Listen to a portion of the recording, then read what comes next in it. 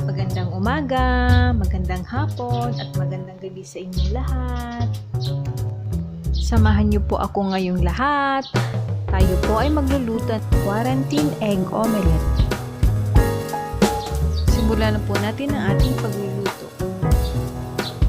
Ihanda natin ang garlic, onion, chili, carrots, and eggs. Sa isang frying pan, maglagay tayo ng 5 tablespoons cooking oil. Lutuin natin ito sa katamtamang hina ng apoy. Igisa natin ang bawang, sibuyas, sili, at carrots. Lutuin natin ito sa loob ng 15 minutes. Huwag nating hayaang masunog ang bawang, sibuyas, at ma-overcook ang carrots.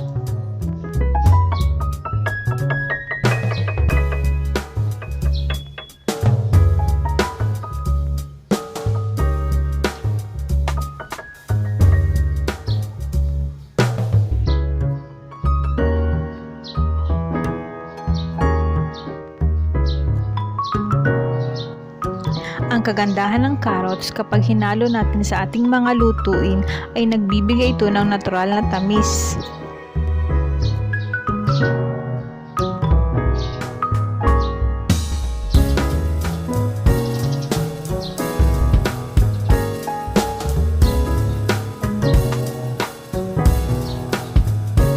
Maglagay tayo ng 1 tablespoon ng salt.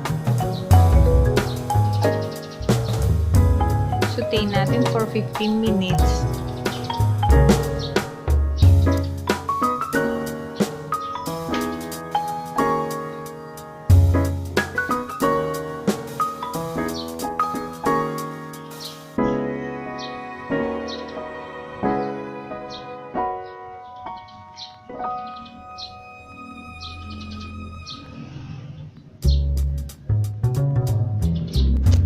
I-separate natin ang egg white sa egg yolk.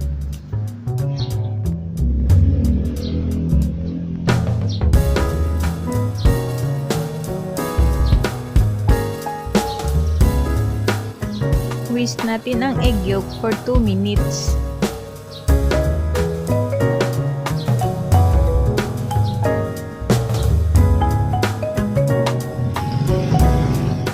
Ihalo na natin ang sauteed carrots, onion, garlic, and chili.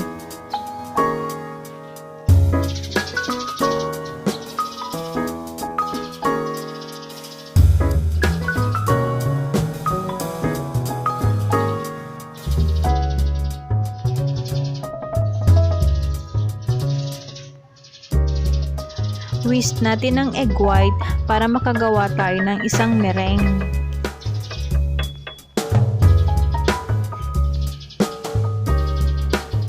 I-fold na natin ang egg white sa carrots at egg yolk.